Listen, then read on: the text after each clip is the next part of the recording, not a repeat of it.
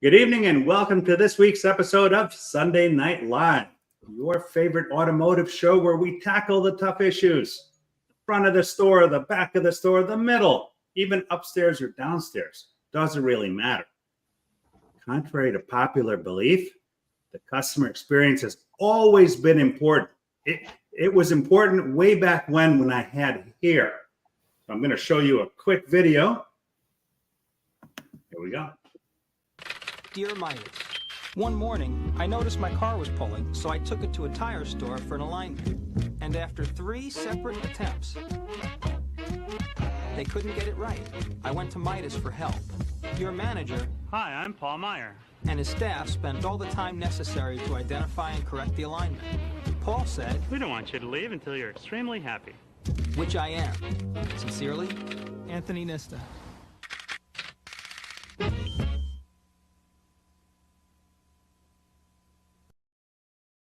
Yes, it's true. Customer experience was important then. It's important now.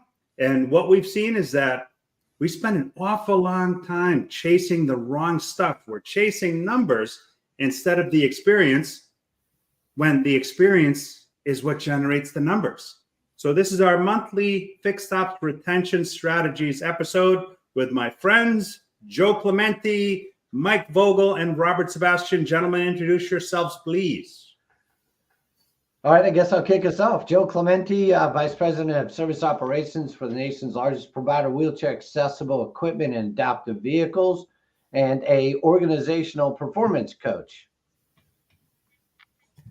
Hi, everybody. This is Mike Vogel. I do service manager coaching, service advisor coaching after 40 years in the business, and my passion is fixed ops all the time. Hello, everyone. My name is Robert Sebestyen with gravitationalbusiness.com. We do online training, on-demand training, and I'm passionate about the service department, the parts department, fixed operations in general. We just love to help you guys succeed at what you're doing and make your days less stressful and more successful. Excellent. Well, welcome, gentlemen. So this week, we've got a couple of things to talk about here. And, the first thing is there's no accountability for getting the basics done correctly and consistently. Mike, you want to kick us off with that? Sure, absolutely. So I think when a business doesn't have to be fixed ops, doesn't have a good or even a great customer experience, they default to chasing the numbers, because obviously we're in business to be profitable. We're in business to make money, but the experience is where it all happens. The experience provides long-term success versus short-term success.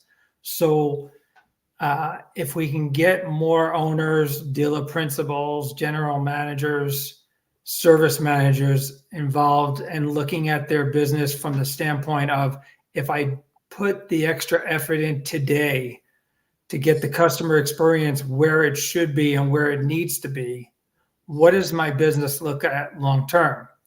And Joe Clementi and I had a discussion earlier this week, and we were talking about what would a service department look like. We know that the industry average is 30% retention.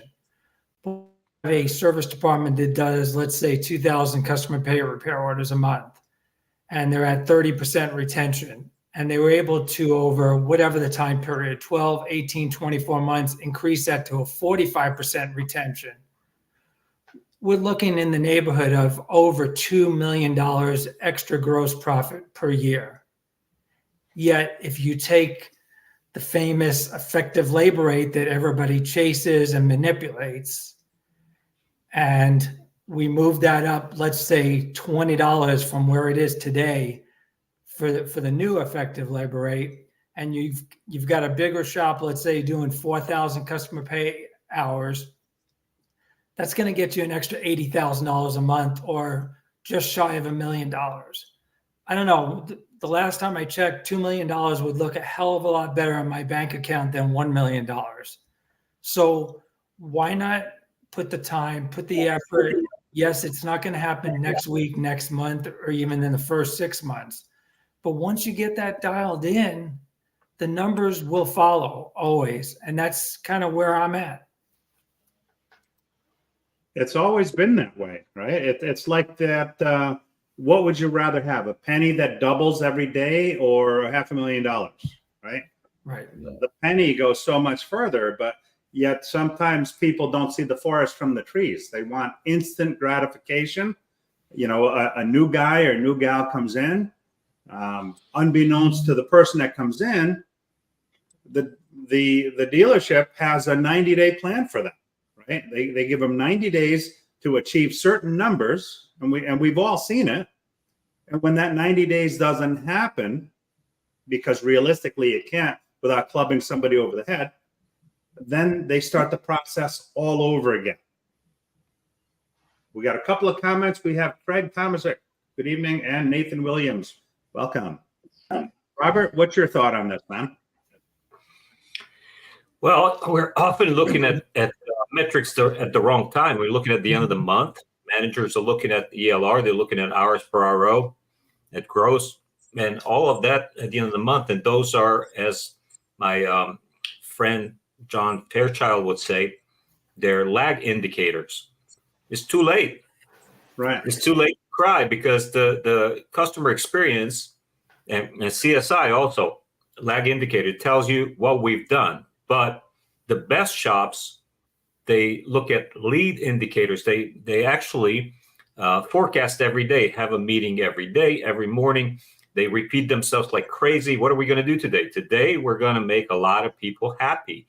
And our goal is going to be 100% accurate promise times, 100% status updates, 100% accurate estimates. And of course, for the part that you know at the time, because with automotive, there can be a surprise. And of course, you account for that too.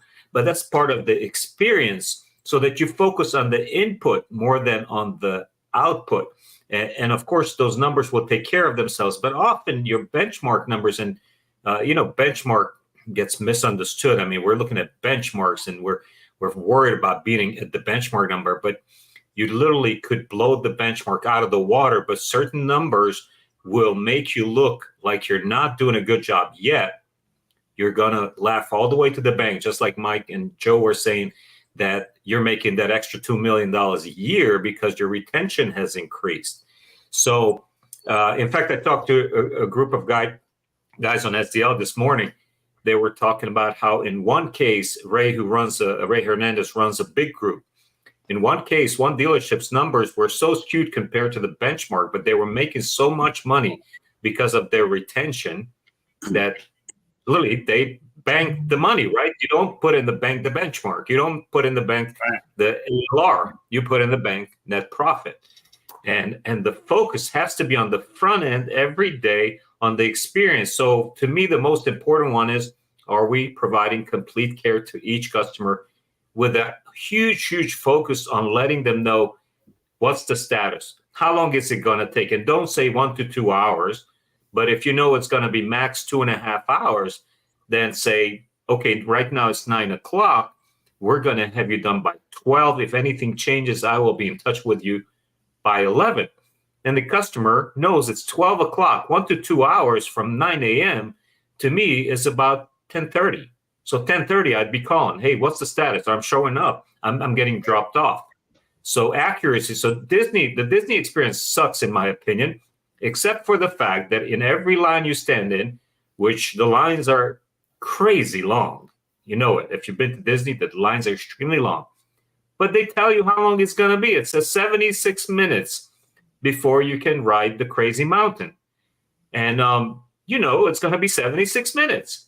And in about 76 minutes, you're happily sitting on that mountain and you're riding because you knew it was going to be 76 minutes. And you're going to find a way to pass time nowadays with your cell phones, whatever, or chatting with your family members, which is really memorable because you're together with those you love. But the key is setting those expectations right up front and letting the customers know what are your constraints, what are your rules. So you could have a department with all kinds of constraints compared to another department, yet their customer experience is exponentially higher. Yeah. Because of really, really awesome communication on the front end and customers never being negatively surprised. Joe? So I'm going to throw a little bit of another metric out there. You know, if you look at M&A, what they strategically look at is NDR, net dollar retention. And if you're an auto group, if you're a dealership and you're not measuring your retention, that $2 million potential that Mike's talking about, you have no idea of the impact that it has on your business. So Gallup says that clients who are more loyal to their dealership are 33% more likely to spend more money and 50% more likely to buy something else. So just think about that in terms of retention. If you're measuring your NDR, which is really your revenue by your client base by returning clients, right? Yeah. So if you look at your NDR and you said my NDR is greater than 100% or greater than 50%, which of those two is more valuable? Is it NDR or is it your ELR, right? I mean, in the end, what really matters are the clients coming back. So I'm going to use a quick analogy. It's like two big fishermen. I want you to picture two fishermen outside on fishing on the ocean. And one of those captains is constantly bailing water. The other captain is constantly catching fish. What's the difference? The second captain cares more about the entire ship than he does what's being loaded on board. The first captain is so busy bailing out and replacing people, right, that they can't catch enough fish. And then ultimately what happens to that second boat? That boat eventually sinks because no one cares enough about the ship. That's a dumb analogy, but I'll tell you, if you think about it in the context of your business, and we talk about organizational development, if we're not investing in our client retention, if we're not thinking about our business model, about how well do we care for the big ship to load more fish on, right, to get more food on the boat, then that boat ultimately sinks.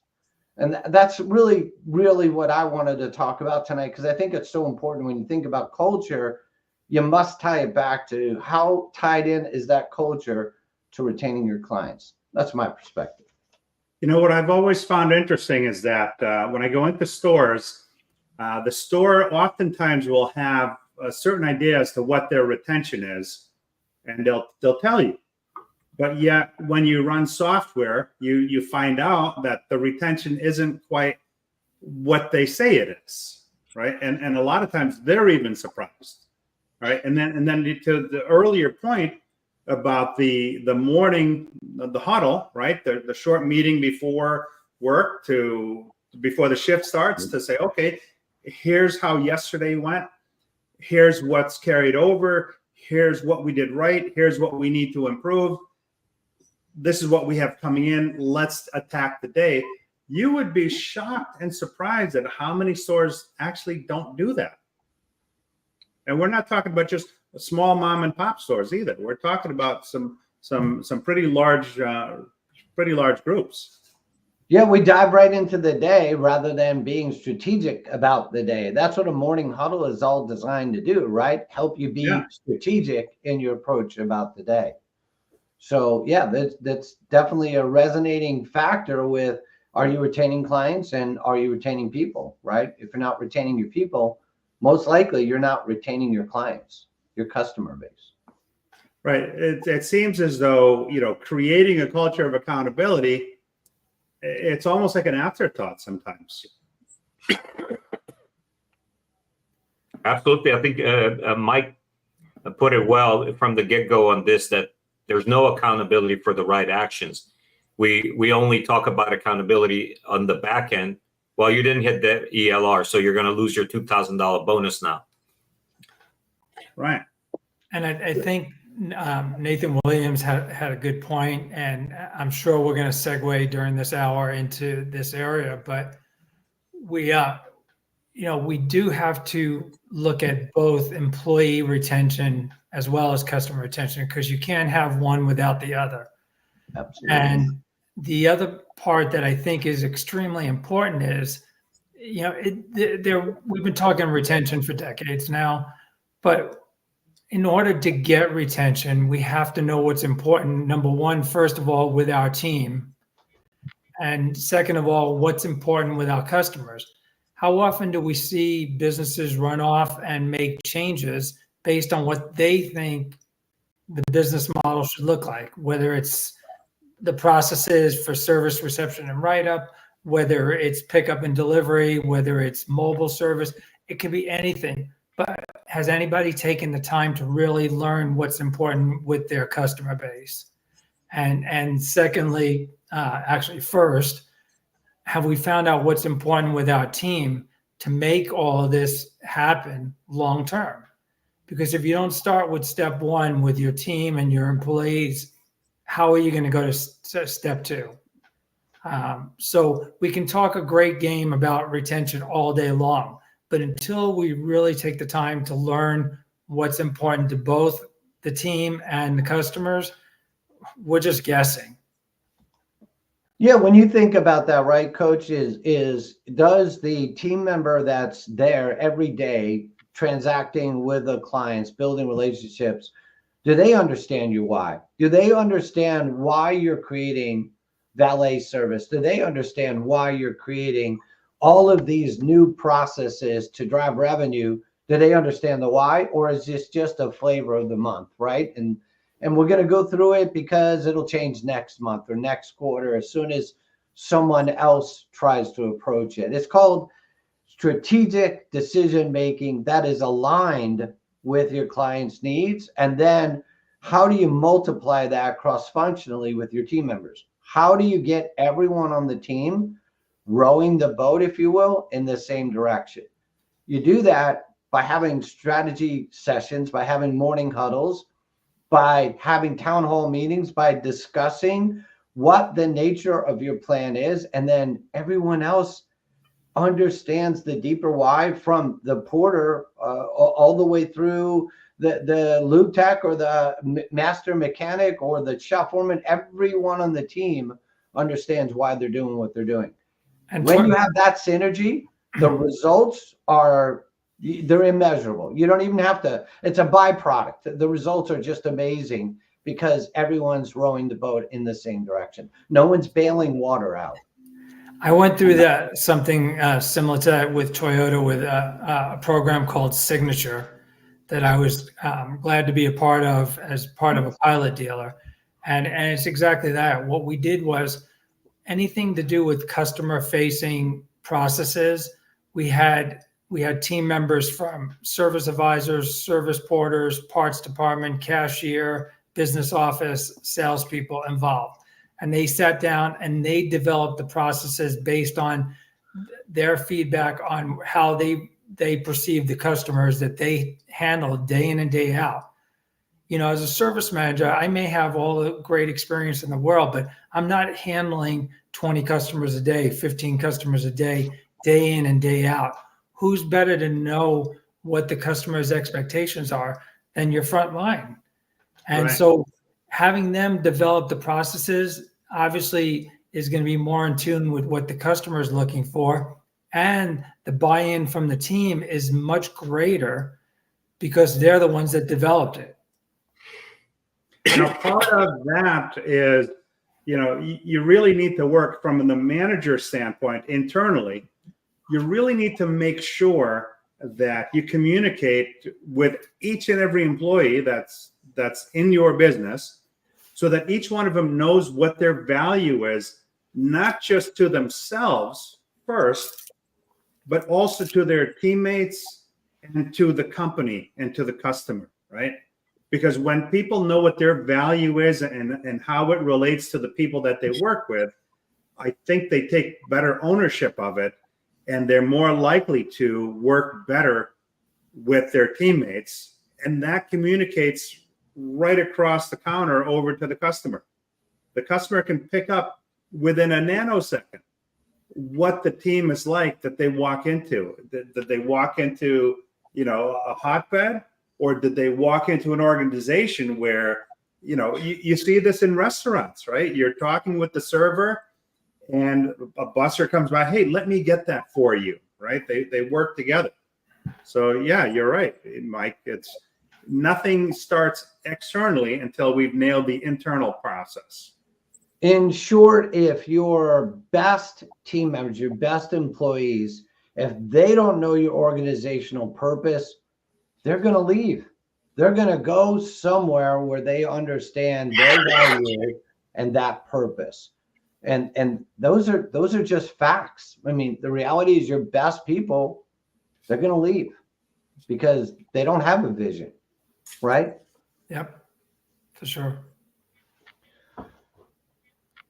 And when you get stuck on, this is what Coach Mike and I talked about during the week, when you get really hung up on just chasing the metric and you forget about that lagging or actually it's even a leading indicator, but that net client or that net dollar retention, when you're stuck on just chasing a metric, then everything around you becomes transactional. Right. And the customer ends up losing because, let's face it, if you're chasing specific numbers, then look, the numbers may or may not always be there for legitimate reasons. But if you're chasing a specific number, you're going to be tempted to sell somebody something that they may not need. They may have flush objectives. How do you set a flush objective when you don't know what the cars need when they come into the shop? Right? I mean, that's crazy. The way I look, wrong metric. To your point, they're chasing the wrong metric, right? Yeah. The way I look at it is if you develop the relationship with the customers where they like you, they trust you, and you're their car guy or car gal, and they come to you for everything they need when they need it, will you not have maxed out all of your opportunity? Right? Good, bad, or indifferent. You're never going to be accused of selling somebody something they don't need. And my guess is you're going to hit numbers greater than you even imagine because you're going to get key throwers. That's what you want to develop. And I think that the big challenge, and it is a challenge, is we start out at the dealership level with new car customers with lower mileage, and we know that we do a halfway decent job keeping the customers coming back during the warranty period. Most of the time, that's because of the warranty more than a great service that we're providing. But if we're going to be successful in business, keeping them beyond the warranty period it has to happen. You cannot be successful in a service department if you don't have enough customers retained past the warranty period. So, you go back to oil changes and maintenance. They're low dollar, low gross, low hours per RO, the numbers that everybody chases. So of course it's viewed negatively by the team. Same thing with tires. Tires is a major defection point. And we continue to look at it like, I can't make any money on tires. Okay, so what? What about tomorrow, next week, next month, next year, as that car puts on more mileage and it starts requiring fluid exchanges, when it starts requiring brakes, when it starts requiring drive belts and more substantial work. And we know as an industry right now, the average car in America is over 12 years old. So there's certainly tons and tons of opportunity out there if we take the time to get from step one, which is the first maintenance service, to where the cars require more and more both maintenance and repairs. So if we think about this, sorry, I have to ask this question, right? If we're talking about culture and evolving to a more dynamic culture of client retention, and the internal feel is that we don't want to change because tribes by nature, like their nature is that they want to retain or maintain their own identity. So here's my question to all of you. If we're speaking about the value and the importance, there's a lot more intelligent people than us out there.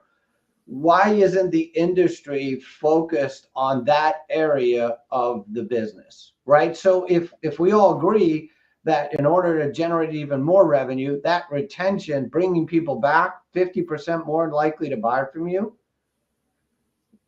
how do we change that tribe mentality? Because we're all passionate about it, but we could be speaking to, an audience that's not listening. So that's a harder question, but I'm really curious what you guys think about that. How do you change that inner tribe narrative? I think it needs to start with this, believe it or not, with the service manager, knowing their business and knowing where they are today and where the potential is, where they could be, and presenting that case to either their general manager or their dealer principal. Because if we don't have a case, with all due respect, I don't know that a general manager or dealer principal is going to know what a service manager knows as far as what the potential is, as what I discussed earlier. Meaning, if I can grow my service retention from 30 to 45%, this is what it can do to our bottom line over a 12-month period. However, Mr. GM or Mr. Dealer Principal, this is not going to be in 90 days, like Paul, you were bringing up. It's not going to be in 6 months. It's more going to be like 12 to 18 months, reality-wise. Do I have to go ahead to do what I need to do to make sure that this happens? And that's a conversation that needs to be had on before day one when you're thinking about moving into another store. And you need to get something in writing, because I've seen plenty of times where a new manager or director is brought in, led to believe certain things, and then they get there and they find out what mayhem has happened. And that when it comes right down to it, they're not willing to go beyond the 90 days. There was this discussion the other day on LinkedIn, and Jeff Daniel had made a comment in response to it, and I responded to Jeff, and that's exactly right. Where a lot of general managers and dealer principals don't share the financial statements with their fixed ops people. Yeah, to me, that's a major red flag. That's somebody that I would never go to work for in the first place. Yeah. If I don't know where we stand today, walking in the door and I got to figure things out, that makes no sense for the dealership or myself. So step one is you have to have the financials to know where you're at and what the possibilities are.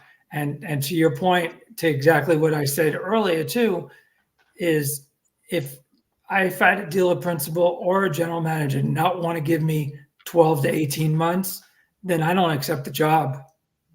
Yeah, it's that simple. Yes. Now, because you're uprooting your family. Be the flavor of the month or the flavor of the 6 months. Yeah. Yeah. Bailing water. That's what they're doing. They're just bailing water for the next one. And you know what's interesting too? You talked about moments earlier about, thank God the warranty's bringing them back. I see that as a curse, really, because how excited are technicians to do warranty work? If that's what's bringing people back, warranty work, you're not going to have a very happy crew. Well, there's different things you hear out there that are being done, such as they're paying, 1.5 times warranty rate, or they're paying a higher flat rate for warranty work. The active, engaged fixed ops managers out there are figuring a way to keep their technicians engaged for warranty work.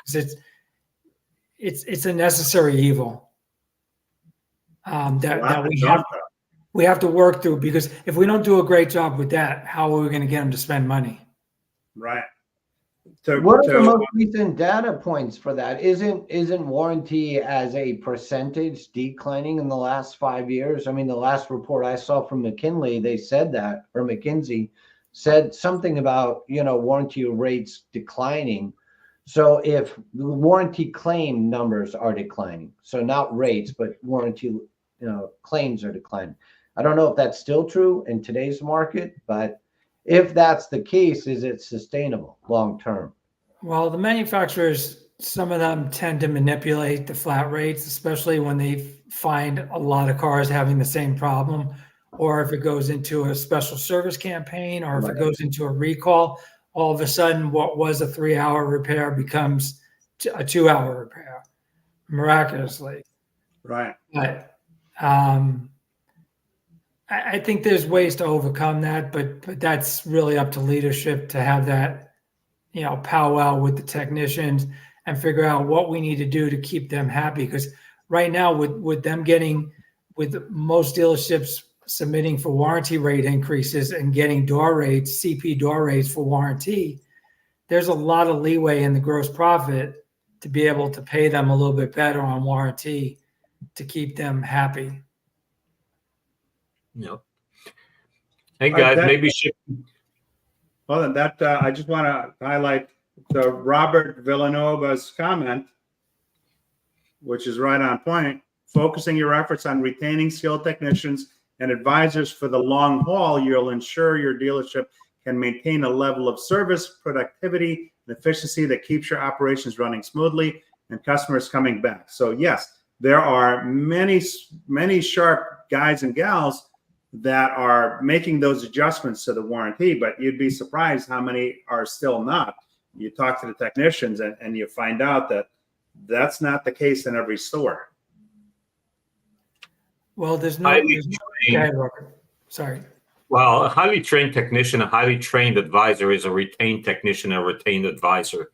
And not only in their technical skills, but also in work habits, in daily habits, in success habits, and how to achieve goals, in goal achievement and productivity habits.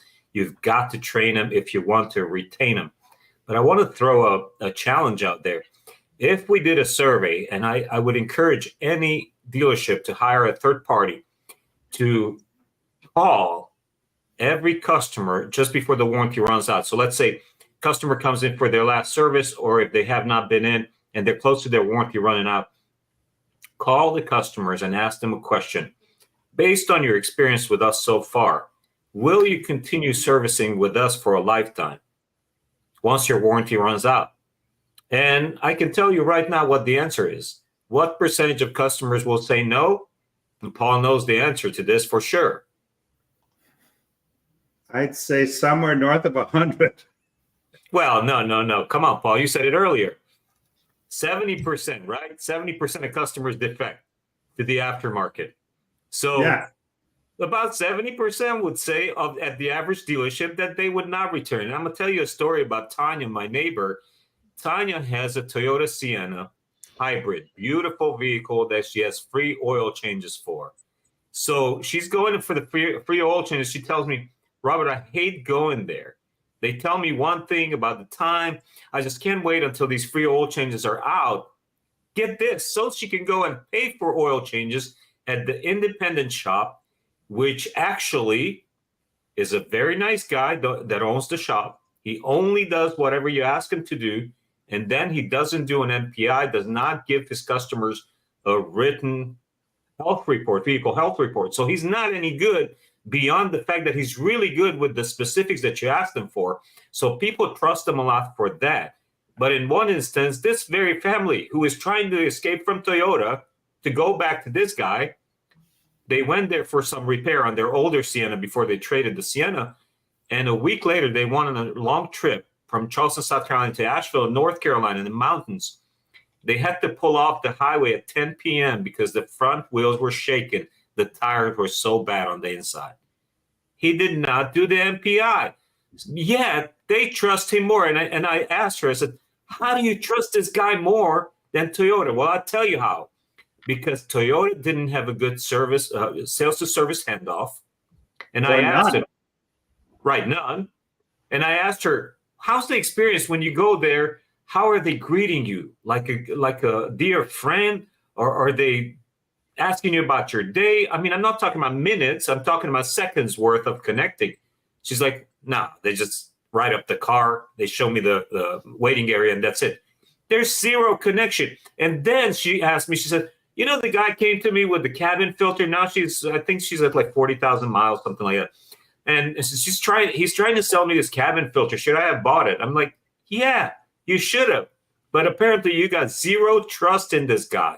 And she said, yeah. So, well, Tanya, think about the air filter in your house or in my house, because one time we were on vacation, we let him use our house, and her husband called me and said, Robert, when was the last time you changed your air filter in your house? The airflow is basically non-existent. My air filter in the house was so stopped up. But I said, think about that air filter. If in the house, which does not drive down the highway at 60 miles, 70 miles an hour, gets so dirty, how much dirtier can the air filter in your car get, and the HEPA filter? So I know you're very environmentally conscious. You want healthy stuff for your kids. So of course you need that air filter. However, there's a trust issue. So we're wondering why 70% go away. Come on, man. So that's where we need to focus on. Focus on the experience every single time, every day. Someone, the lane manager, somebody needs to check the excitement level. The question is, like John Maxwell says sometimes, did you kill him or did you hire him dead? Were they dead when you hired them, or did you kill them when your employment? Why are your employees so lethargic? Somebody's got to drive the excitement. And by the way, the number one thing there's two things that really create an awesome experience.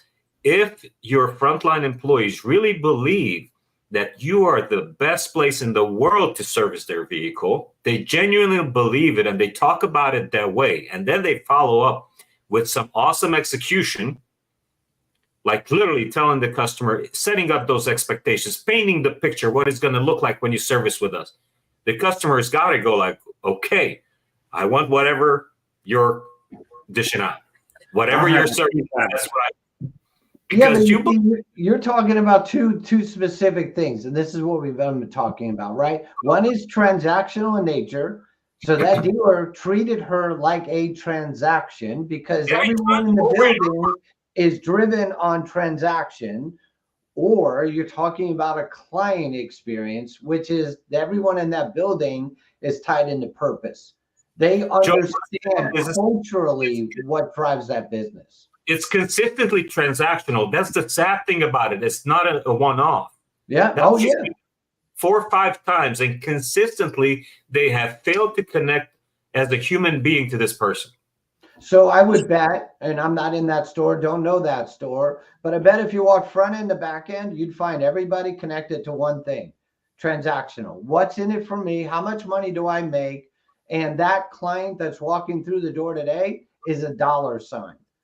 And if you think about organizational development, right, and you think about the one thing you just said is an experience for the client, right? A gravitational experience to that client.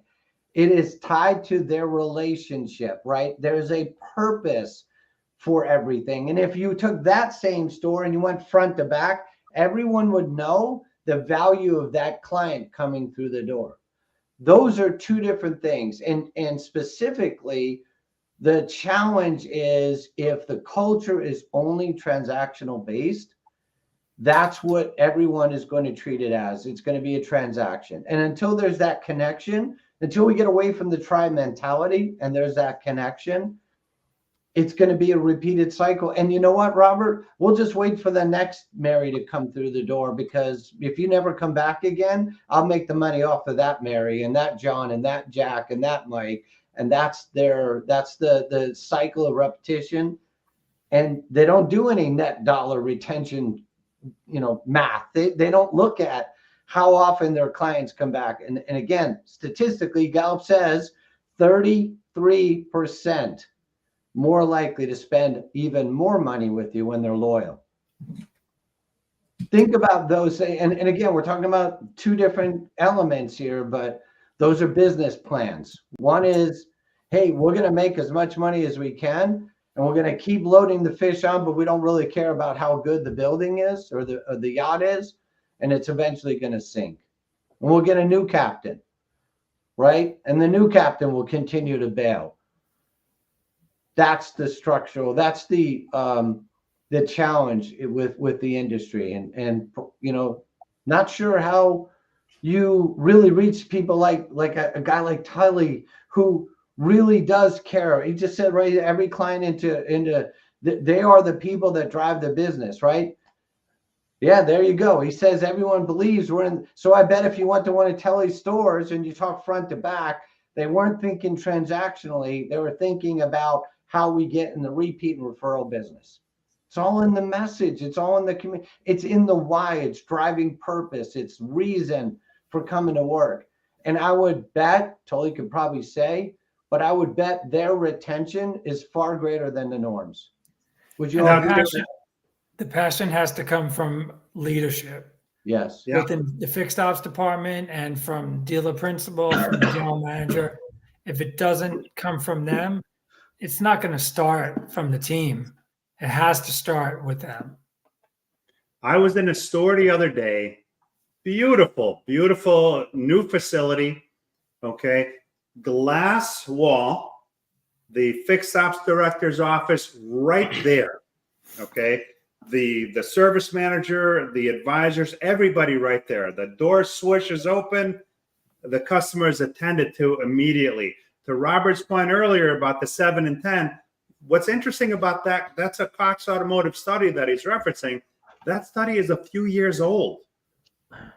So I don't know what the actual latest numbers are, but a few years ago, it was 7 and 10 defected to the aftermarket.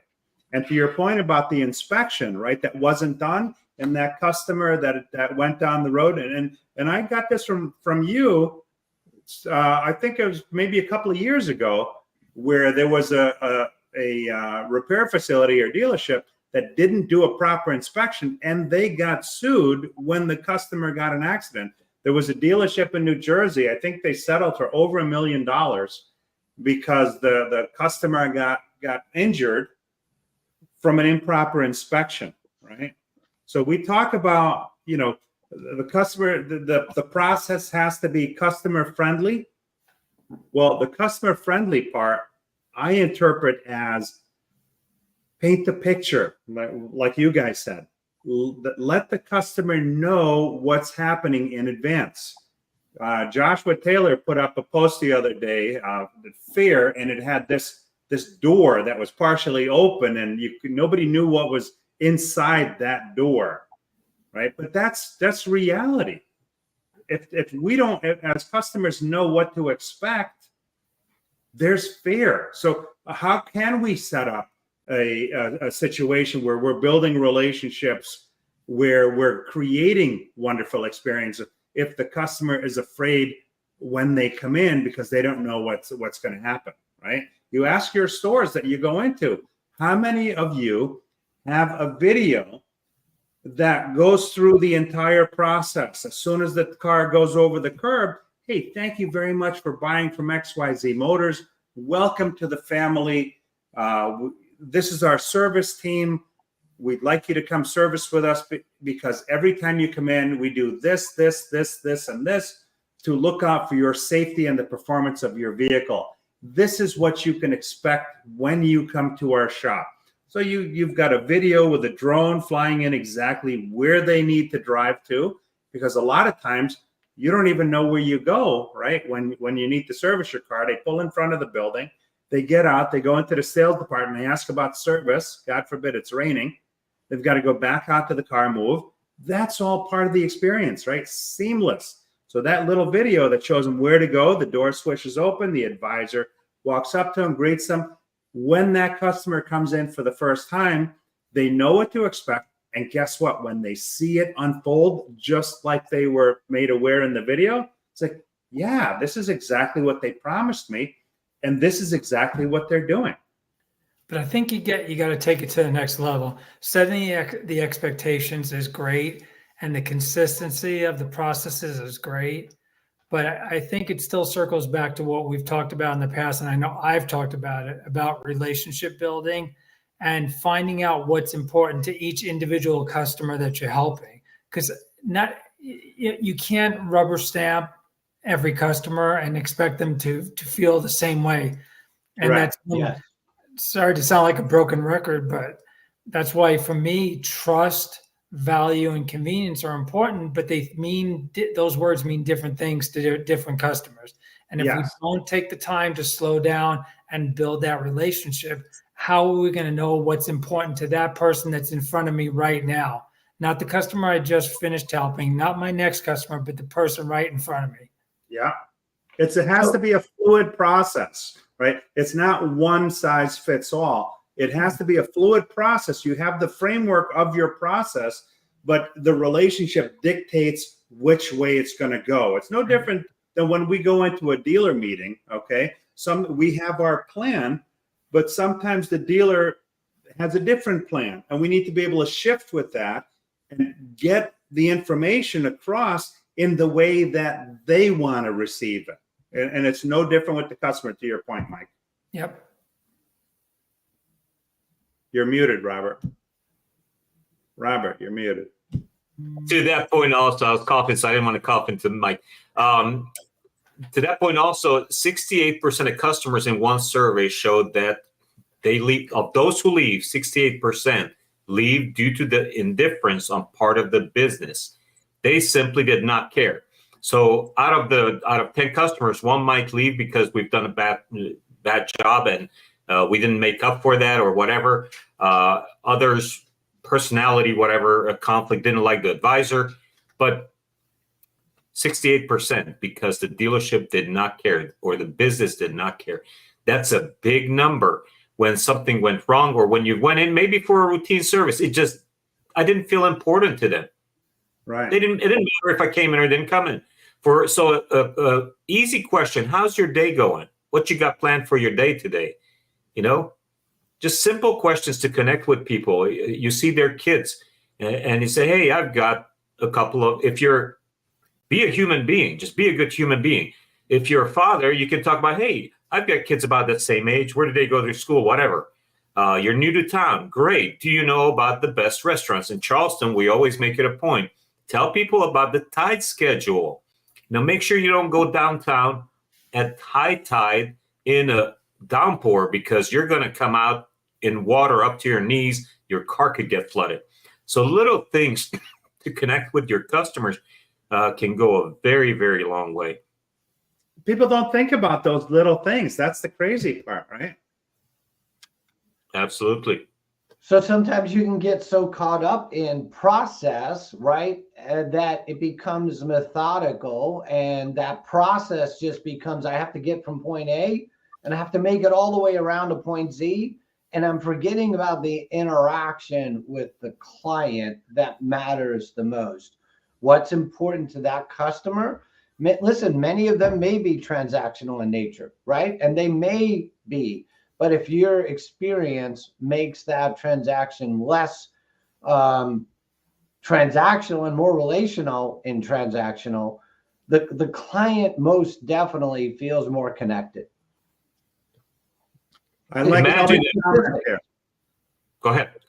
Don't overwork your writers. 8 to 12 ROs per day. Give them time to be successful. That's spot on. You know, some stores you go into, they're writing 20 plus per day. That's not sustainable. And that's not giving your customer the experience they want, because guess what? When you've got 20 ROs that you're writing up, you've got an equal number of incoming status update calls because you're not able to maintain them, or you don't have a process to keep the communication going. That's a big complaint. And I don't really care what the OEM. And Tully knows this, I'm sure, as most everybody watching, but that's driven by NADA 20 groups that tell them to write 15 to 20 hours a day. Yep. You know, as a fixed ops leader, why not run it the way you feel you need to run it? Why are we chasing matrix? Yeah. Because we're taught to chase matrix, right? We're taught to chase benchmarks. We're taught to chase, net profit retention percentage, gross profit ratio, ELR. All these metrics are important because they're diagnostics of your business, but that's not what drives the core business. And I contend that it still comes back to just two things, right? Is the culture clear and concise about its purpose, its mission, its why? And does everyone on the team get in that same big rowboat, grab a big paddle and row in the same direction? Or are they rowing opposite or not rowing at all? They're quiet quitting because they don't align with that vision, right? Or that they feel they can't connect with that vision. And, in the automotive segment in particular, when you become transactionally based, not everyone aligns with that, right? Not everyone can connect with, hey, how much money did I make? They connect with, hey, did I make a difference for Robert? Is Robert going to send Paul to me? And is Paul going to send Mike?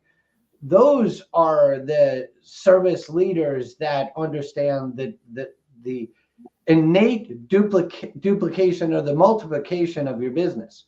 Yeah. To that point, let's talk about the importance of teamwork versus individuality, and how does that impact the customer experience, right? I believe that if you build a team, the customer is going to have a relationship with the store.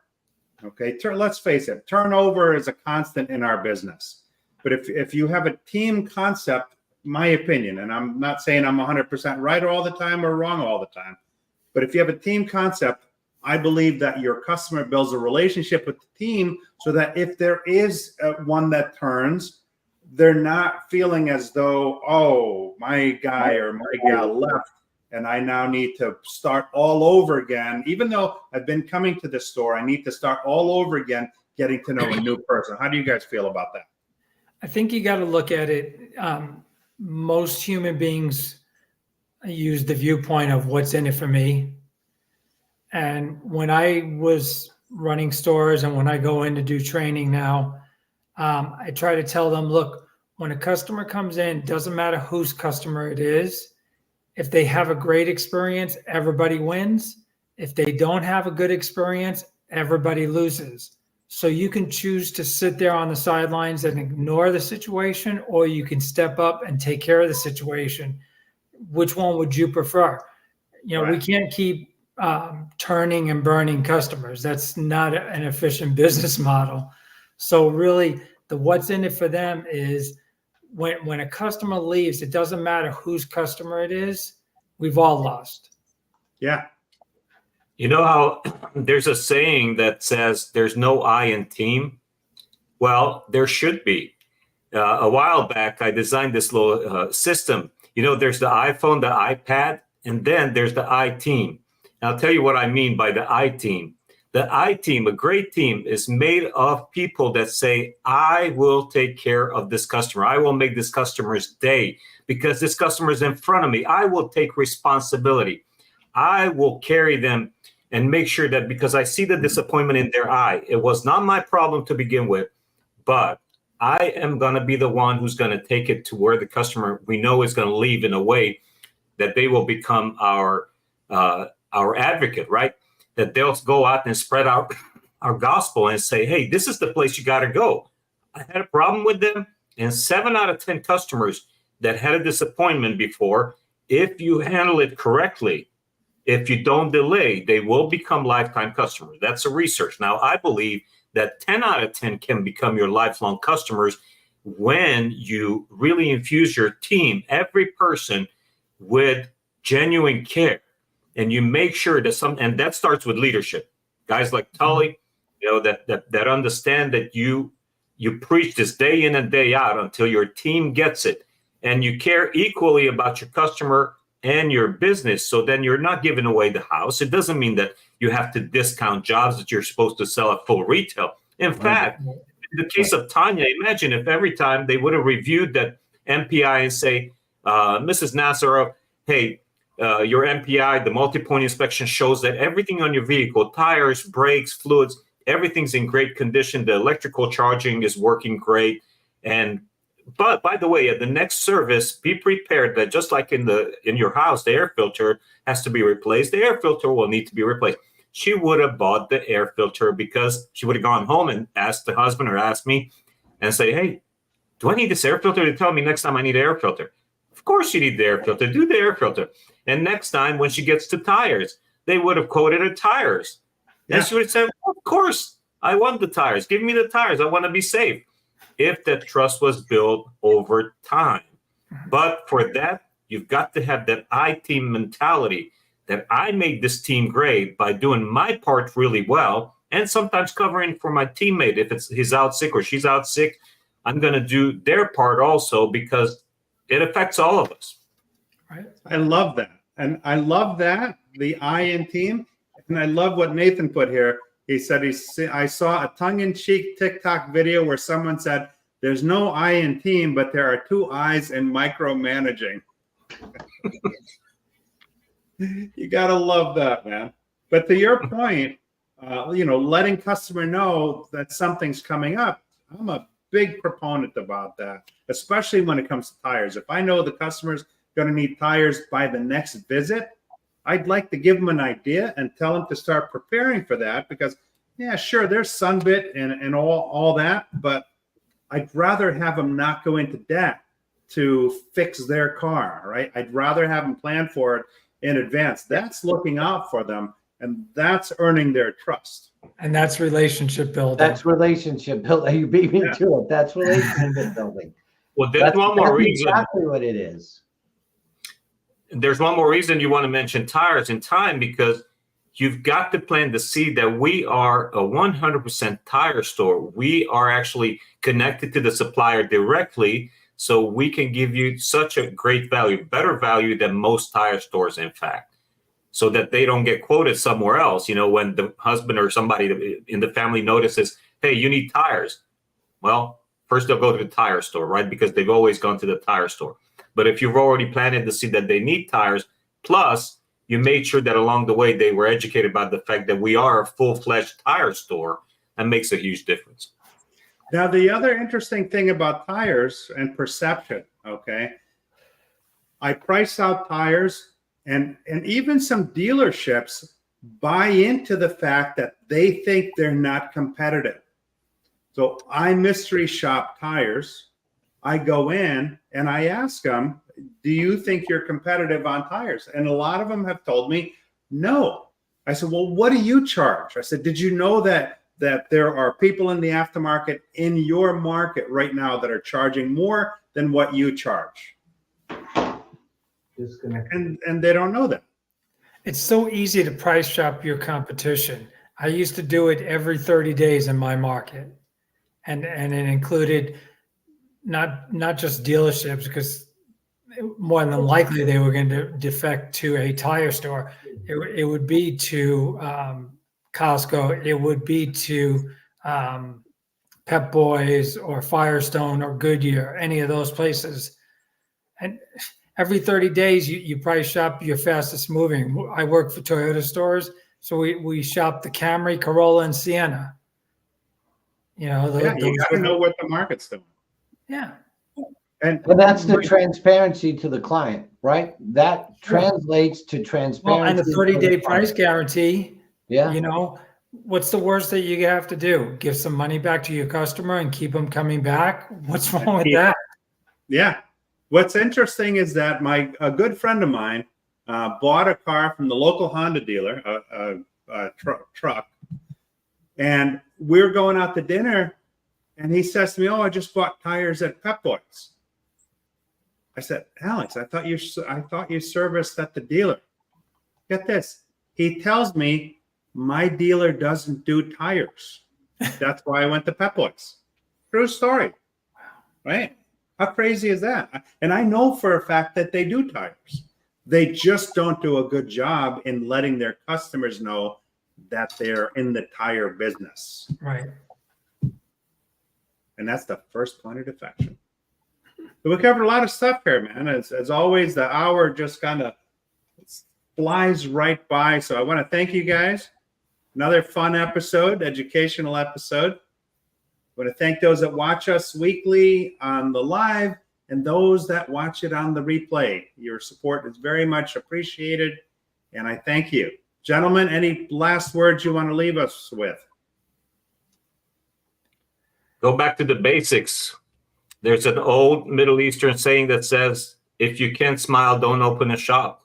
Smile and welcome those customers and make sure they feel special every time they walk into your shop. I would say focus on culture, right? Train and develop your team members and build your purpose so that everyone that comes to work is working within your purpose, and it's not transactional and it's not bottom line oriented. When you do that, the byproducts are immeasurable. Build relationships, both employee and customer. And finally, end goal for me should be create customer advocates. Every day when you open your store, for those old enough to know the reference, Fantasy Island, when the door opens up, smiles everyone. Welcome to Fantasy Island. And with that, Absolutely. I wish you all a safe and successful next week. And we will see you next week on Sunday Night Live. Thanks for watching. Good night, everyone.